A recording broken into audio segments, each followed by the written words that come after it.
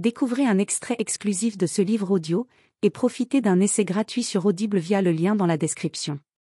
Chers auditeurs, nous vous invitons à rejoindre des milliers d'autres personnes qui ont déjà transformé leur vie grâce au livre audio « Cette douleur n'est pas la mienne. Comment briser le cercle de la transmission familiale » de Mark Wolynn. Ce livre audio bouleversant révèle comment nos angoisses, nos douleurs chroniques ou encore nos pensées obsessionnelles peuvent trouver leur origine dans les traumatismes non résolus de nos parents, grands-parents, voire arrière-grands-parents. S'appuyant sur les dernières découvertes en neurosciences et en psychologie transgénérationnelle, Mark Wolynn propose une méthode innovante pour identifier et briser les schémas familiaux hérités. Ce livre audio est un guide précieux pour tous ceux qui souhaitent se libérer du poids invisible du passé et reprendre le pouvoir sur leur bien-être, tant émotionnel que physique.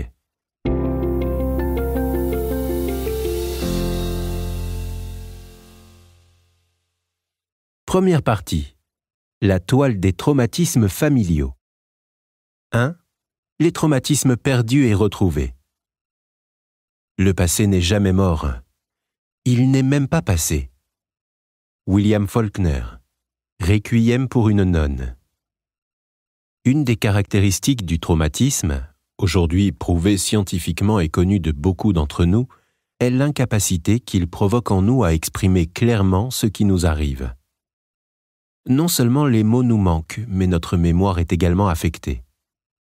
Lors d'un incident traumatique, nos pensées peuvent s'éparpiller et se désorganiser de telle manière que l'on n'associe plus correctement les souvenirs à l'événement originel. Au lieu de ça, des fragments de souvenirs sous forme d'images éparses, de sensations physiques et de mots sont entreposés dans notre inconscient et réapparaissent parfois plus tard à l'occasion d'un événement qui n'a plus rien à voir avec l'expérience première. Une fois déclenchés, ces souvenirs fragmentés nous font revivre des aspects du traumatisme originel dans notre vie quotidienne. Inconsciemment, nous reproduisons parfois avec certaines personnes des événements ou une situation qui, en empruntant des schémas familiers, anciens, renvoient au passé. Sigmund Freud avait identifié ce phénomène il y a plus d'une centaine d'années. La répétition du traumatisme, ou la compulsion de répétition, comme l'appelait Freud, n'est autre que la tentative de l'inconscient de rejouer ce qui n'a pas été résolu, comme pour nous corriger. Ce besoin inconscient de revivre des événements passés pourrait bien être un des mécanismes en jeu quand les familles répètent des traumatismes irrésolus de génération en génération. Carl Jung, contemporain de Freud, pensait également que ce qui reste inconscient ne se dissout pas, mais, au contraire, refait surface dans nos vies comme un mauvais sort ou une grâce. En d'autres termes, nous sommes sans doute condamnés à répéter des processus inconscients tant que nous n'en prenons pas conscience. Jung, comme Freud, avait remarqué que tout ce qui est trop difficile à traiter ne disparaît pas pour autant, mais au contraire, relégué dans notre inconscient. Freud et Jung avaient observé chez leurs patients la manière dont des éléments de leur vie, jusque-là bloqués, étouffés ou refoulés, ressurgissaient dans leurs mots, leurs gestes et leurs comportements. Pendant les décennies qui ont suivi, les thérapeutes ont interprété ces signes comme des lapsus, des actes manqués, et les vus en rêve comme des éclaireurs indiquant les régions de l'innommable et de l'impensable dans la vie de leurs patients. Les découvertes récentes en imagerie ont permis aux chercheurs de démêler les fonctions cérébrales et physiologiques qui lâchent ou se détériorent lors d'épisodes accablants. Bessel van der Kolk, psychiatre hollandais, est connu pour ses recherches sur le stress post-traumatique. Il explique que lors d'un traumatisme, la région du langage ne fonctionne plus et que le cortex préfrontal médial, la partie du cerveau qui régit les expériences du moment présent, n'opère plus. Il apparente la terreur de se retrouver sans voix au moment du traumatisme à une épreuve qui consiste à chercher ses mots, un phénomène courant quand les chemins qu'emprunte le cerveau pour se souvenir sont entravés par la menace ou le danger. Quand les gens revivent leurs expériences traumatiques, dit-il, les lobes frontaux s'abîment et par conséquent, ces gens ont du mal à penser et à parler. ils ne sont plus capables de communiquer précisément ce qui se passe, ni à eux-mêmes, ni aux autres. Cependant, tout n'est pas que silence. Les mots, les images et les impulsions qui se diffractent après un événement traumatique ressurgissent pour former un langage secret de la souffrance que nous portons en nous. Rien n'est perdu, les morceaux ont simplement été égarés. Aujourd'hui apparaissent de nouvelles tendances en psychothérapie qui, en plus des traumatismes de l'individu, incluent comme partie constituante les événements traumatiques survenus dans la famille et dans l'histoire sociale.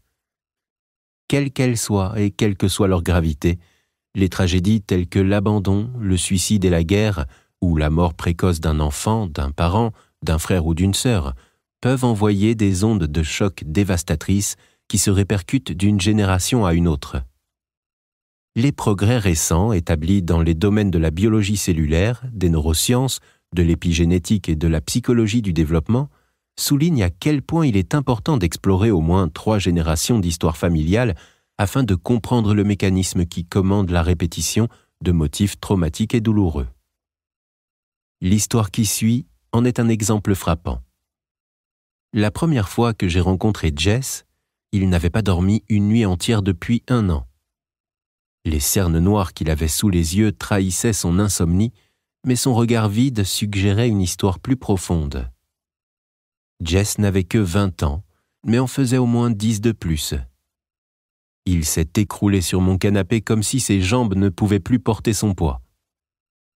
Jess m'a expliqué qu'il avait été un athlète remarqué et un étudiant brillant, mais que ses insomnies répétées l'avaient plongé dans une spirale de dépression et de désespoir.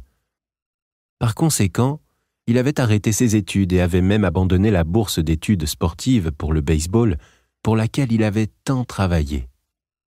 Il cherchait désespérément de l'aide pour remettre de l'ordre dans sa vie. En l'espace d'1 an, il avait consulté 3 médecins, 2 psychologues, un spécialiste du sommeil et un naturopathe. Aucun d'eux, me dit-il d'une voix monocorde, n'avait pu l'aider, ni lui donner de piste. Jess, les yeux quasiment rivés au sol pendant qu'il me racontait son histoire, avouait qu'il était à bout de nerfs. Quand je lui ai demandé s'il avait pensé à un élément déclencheur qui aurait pu causer ses insomnies, il a secoué la tête. Jess n'avait jamais eu de problème de sommeil jusqu'au jour où, peu après son 19e anniversaire, il s'était soudainement réveillé à 3h30 du matin. Il était frigorifié, tremblait et ne réussissait pas à se réchauffer quoi qu'il fasse. 3 heures et quelques épaisseurs de couverture plus tard, il avait été saisi d'une peur étrange qu'il n'avait jamais ressentie auparavant, la peur qu'une chose atroce advienne s'il se rendormait. « Si je m'endors, je ne me réveillerai plus jamais. » Dès qu'il recommençait à somnoler, la peur l'assaillait et il se réveillait à nouveau.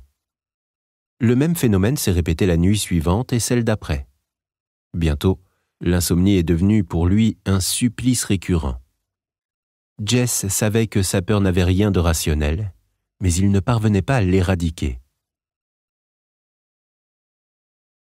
Livre audio complet gratuit disponible en description de cette vidéo.